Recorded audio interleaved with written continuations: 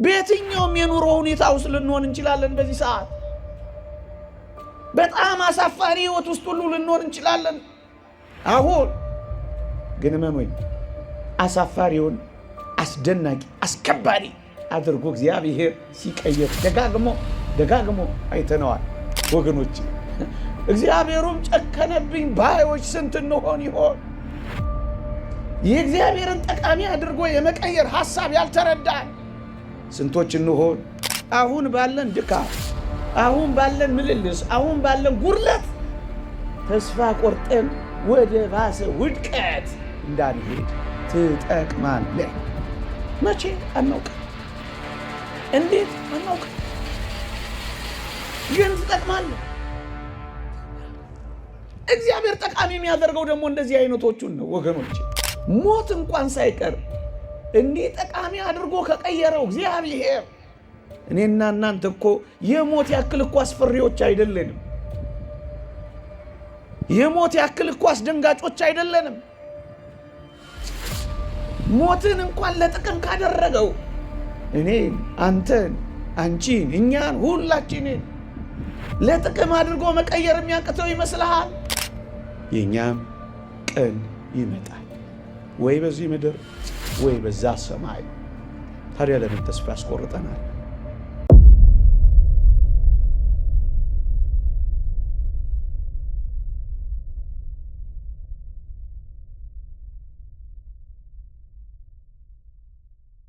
ርዕሴ ትጠቅማለህ የሚል ይሆናል። ከእግዚአብሔር ጋር ሆኖ የማይጠቅም ምንም ነገር የለም። ሰው ጠቃሚ መሆን ከፈለገ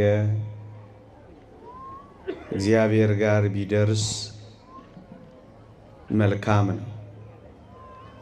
እግዚአብሔር እጁ የነካው፣ እግዚአብሔር የተናገረው፣ እግዚአብሔር የጎበኘው ሳይጠቅም ቀርቶ አያውቅም ወገኖቼ። ለዚህ ነው ማንም እንሁን ማን፣ ምንም እንሁን ምን፣ ብቻ ወደ እግዚአብሔር ከተጠጋን እግዚአብሔር የምንጠቅም ያደርገናል። የተወደዳችሁ ክርስቲያኖች፣ አንዳንዴ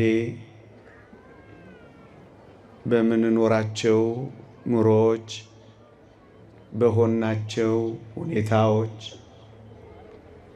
በደረሰብን ነገሮች አብዛኞቻችን የማንጠቅም እንደሆነ እየተሰማን ተስፋ እየቆረጥ ራሳችንን እየጣል ብዙ ጉዳት እናደርሳለን። ግን እውነተኛ የተስፋ አምላክ ጋር ከቀረብን ወደዚህ ወደ አስደናቂ አምላክ የሚቀርብ ሰው ሳይጠቅም ቀርቶ አያውቅም። የተወደዳችሁ ክርስቲያኖች፣ እስኪ ከመጀመሪያው አፈር እንጀምር። ታስታውሳላችሁ? እነዚያ በእግዚአብሔር እጅ ላይ ያረፉ የአፈር ድቃቂቶች እስኪ ተመልክቷቸው። አፈር ምን ይጠቅማል ብላችሁ አስባችሁ ታውቃላችሁ? አፈር እግዚአብሔር በእጆቹ ሲነካው እንዲህ አይነት አስደናቂ ሰው ይሆናል ብላችሁ አስባችሁ ታውቃላችሁ? ብቻ ራሳችንን በልዑል እግዚአብሔር እጆች ውስጥ ከከተትን እመኑኝ፣ አፈር ከጠቀመው በላይ፣ አፈርን ጠቃሚ ካደረገው በላይ እኔና እናንተ በእግዚአብሔር እጆች ውስጥ ጠቃሚዎች ሆነን እንቀራለን። አፈርን ማን ጠቃሚ አድርጎ አስቦት ያውቃል? እግዚአብሔር እጆች ውስጥ ግን ጠቃሚ የማይሆን የማይቀየር የለም ወዳጄ። ነገሩን ትንሽ ከፍ ላድርገው። የተወደዳችሁ ክርስቲያኖች ታስታውሳላችሁ፣ ከበደል በኋላ በእኔና በእናንተ ላይ እግዚአብሔር ሞትን ትሞታላችሁ ብሎ ሞትን አውጆብን ነበረ። ግን እግዚአብሔር ይህንን ሞት ያመጣው የማይጠቅም አድርጋችሁ ታስቡታላችሁ? ሞትን እንኳን የሰጠን ወገኖቼ፣ ይሄ ከሞት በላይ አስቀያሚ አለ? ከሞት በላይ አስፈሪ ነገር ነበር? ከሞት በላይ በእውነት የሚያስጨንቅ ነገር ነበር? ሞትን እንኳን ሳይቀር ጠቃሚ እንደዳረገው ታውቃለህ? ልንገርሃ፣ ለምን እግዚአብሔር እንድንሞት የፈቀደ ይመስልሃል? ጨካኝ ሆኖ አይደለም። ሞትህን እንኳን ሞት የሚባለውን እሱን እንኳን ሳይቀር ለእኔና ለእናንተ ጠቃሚ አድርጎ እግዚአብሔር ይቀይረው ነበር። እንዴት ካላችሁ ወይም የተወደዳችሁ ክርስቲያኖች፣ እግዚአብሔር በመፍረሳችን ውስጥ፣ እግዚአብሔር በመበስበሳችን ውስጥ፣ እግዚአብሔር ከአፈር ጋር በመቀላቀላችን ውስጥ እግዚአብሔር እንደገና ይሰራን ነበር። ደግሞ አለው። ለምን አፈር ውስጥ እንድንገባ ፈለገ እግዚአብሔር? ሊጎዳን መስሎ ነው? አይደለም። በመፍረስ ውስጥ በመበስበስ ውስጥ ወዳጄ እንደገና መሰራት ስላለ ነው። ሞት እንኳን ሳይቀር እንዲህ ጠቃሚ አድርጎ ከቀየረው እግዚአብሔር እኔና እናንተ እኮ የሞት ያክል እኮ አስፈሪዎች አይደለንም። የሞት ያክል እኮ አስደንጋጮች አይደለንም። ሞትን እንኳን ለጥቅም ካደረገው እኔን፣ አንተን፣ አንቺን፣ እኛን ሁላችንን ለጥቅም አድርጎ መቀየር የሚያቅተው ይመስልሃል? ሞትን ጣፋጭ ለሆነው ትንሣኤ የቀየረው እግዚአብሔር ከሆነ የኔና የናንተን መራራ ጣፋጭ አድርጎ መቀየር፣ እንዲጠቅም አድርጎ መለወጥ እግዚአብሔር ይችላል። ይሄ ነው ተስፋችን። ባክህ መራራዬን አጣፍጠው። እሱ ነው ከኛ የሚጠበቀው። እግዚአብሔር እጆች ላይ የማይቀየር ምን አለ? ይሄው ሁለት ጽንፎቹን ነገርኳችሁ።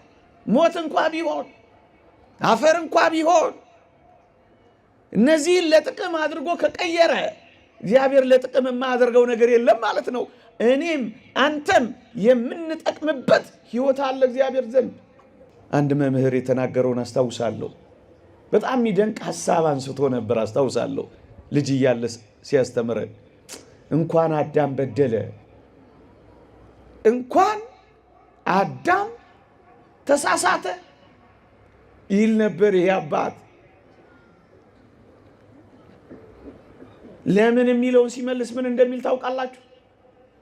አዳም ባይበድል ኖሮ የእግዚአብሔርን የፍቅሩን ጥልቀት እንዴት አውቀው ነበረ? ይሄንን እጅግ አስደናቂ በደል እንኳን ሳይቀር ለጥቅም አድርጎ ፍቅሩን እንድናውቅበት፣ ማንነቱን እንድንማርበት፣ ስለኛ ያለውን ውድ እንድንረዳበት፣ የበለጠ ፍቅሩ ውለታ እንዲያስይዘን ጉልበቱ ሳይሆን ለኛ ያለው የፍቅር መሰጠቱ እንዲያሸንፈን ማድረጉ አይደንቃችሁም? የተወደዳችሁ ክርስቲያኖች፣ ቅድም በመግቢያ ላይ በየትኛውም ሁኔታ በየትኛውም አኗኗር ውስጥ ልንሆን እንችላለን። እመኖኝ፣ ወደ እግዚአብሔር ከተጠጋን ጠቃሚ አድርጎ ይቀይረናል። ወገኖቼ፣ ማን በምን ሁኔታ መቼ ጠቃሚ እንደሚሆን እኛ አናውቅም። በየትኛውም የኑሮ ሁኔታ ውስጥ ልንሆን እንችላለን። በዚህ ሰዓት በጣም አሳፋሪ ሕይወት ውስጥ ሁሉ ልንሆን እንችላለን።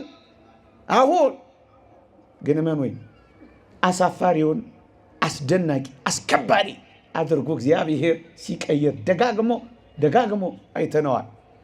የማይጠቅሙ የተባሉትን ሰዎች እጅግ የሚጠቅሙ ምርጥ ዕቃዎች አድርጎ ቀይሯቸዋል። ወዳጄ አይጠቅምም ብለህ የጣልከው ሰው ይኖር ይሆን?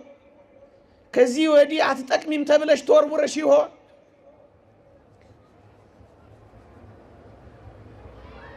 ምእመናን እንደ ቅድስት እሌኒ አትጠቅምም ተብላ የተወረወረች ሴት ትኖር ይሆን? ለባሏ ታማኝ በመሆኗ ምክንያት ታስታውሳላችሁ። እሷ በታማኝነት ጸንታ፣ ግን አንድ ሰው በተሳሳተ መረጃና በማታለል ባሏን ከኔ ጋር እኮ ተኝታለች አለው። እሷ ግን ታምናን የኖረችው ቅድስት እሌኒ ታስታውሳላችሁ። ባሏ መጣና ስራሽ ያውጣሽ ብሎ ወረወራት፣ ባህር ላይ ጣላት። የተወደዳችሁ ክርስቲያኖች ይህቺ ለትዳሯ የታመነች በንጽህና የኖረች አስደናቂ ሴት እንደማትረባ ተወረወረች፣ እንደማትጠቅም ተጣለች። ወዳጆቼ ምናልባት እንደ ቅድስት እሌኒ በዚህ ዘመን ንጽህናችሁን እናንተ ብቻ እያወቃችሁ ግን የተወረወራችሁ ትኖራላችሁ፣ የተጣላችሁ ትኖራላችሁ። ስራሽ ያውጣሽ ተብለሽ የተገፈተርሽ ትኖሪያለሽ። አባከና የሌለሽ ወጀብና አውሎ ባለው የባህር የተመሰለ ህይወት ውስጥ ልንላጋ የምንችል እንኖራለን። ከወዲህ ወዲህ የምንማታ ይህቺን አስደናቂ ሴት ግን ተመልከቷል።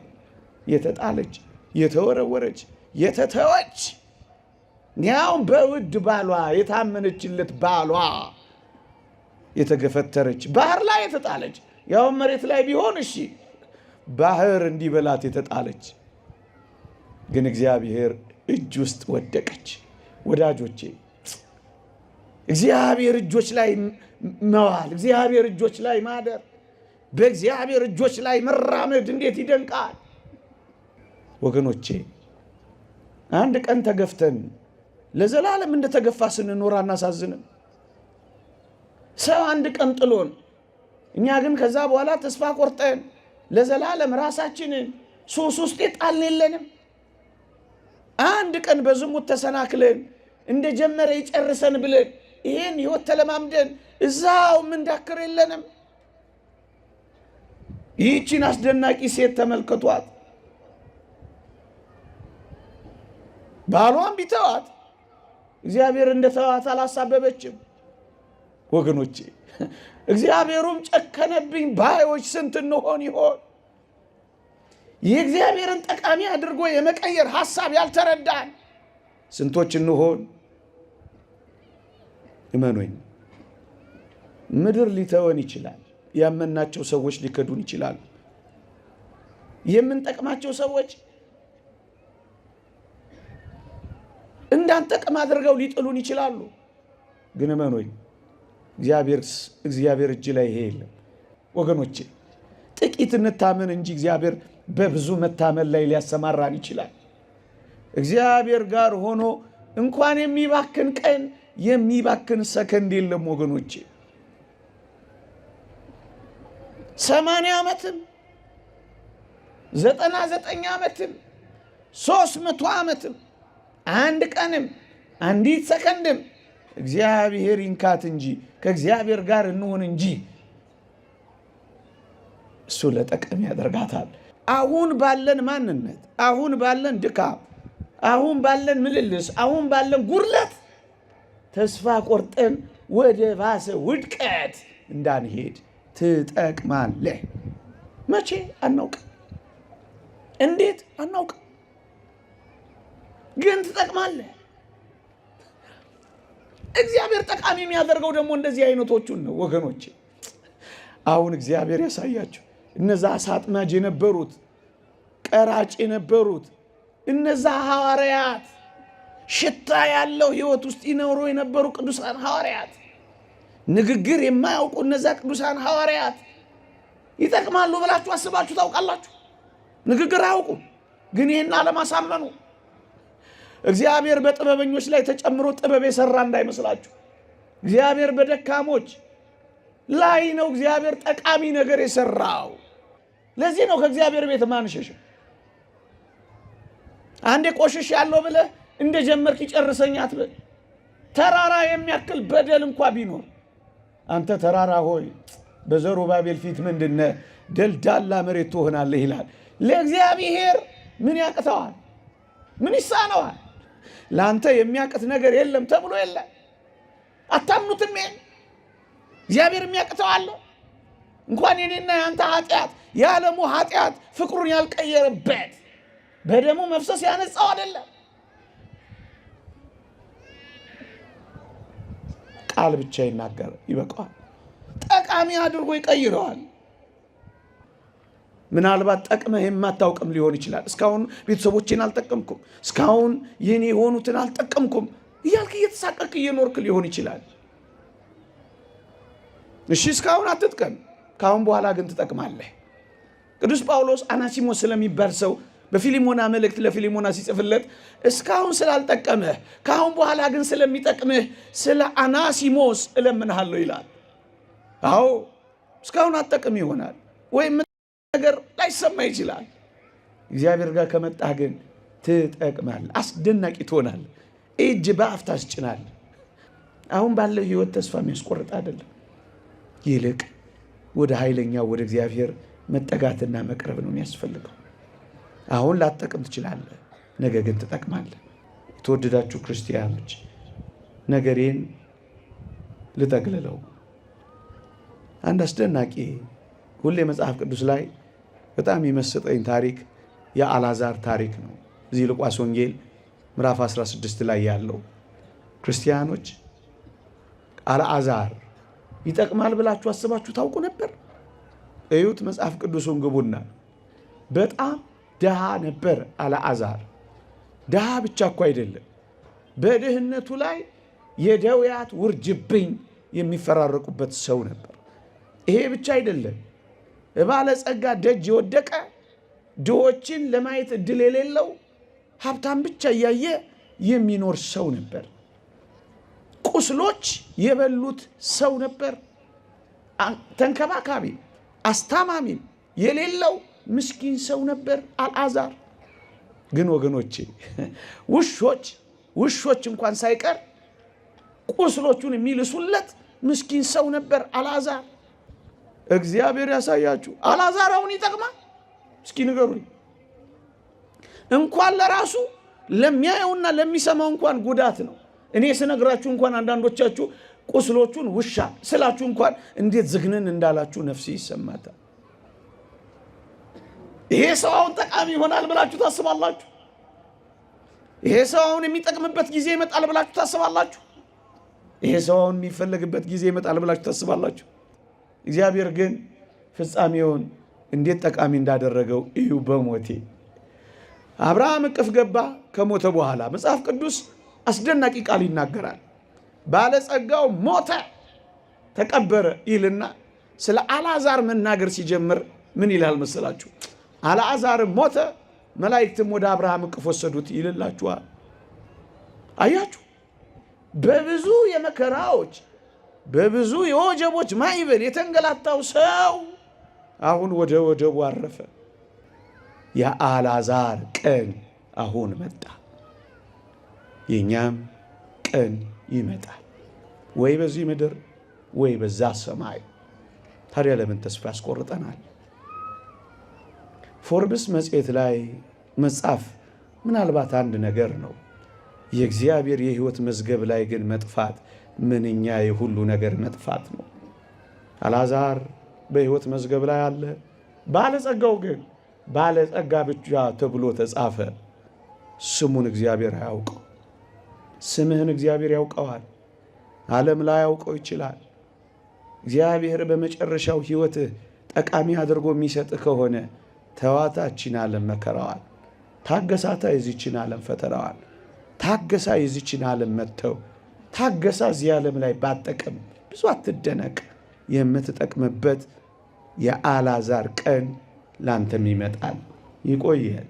የእግዚአብሔር ቸርነት፣ የእመቤታችን አማላጅነት፣ የቅዱሳን በረከተ ረድኤት አይለየን። እንጠቅማለን።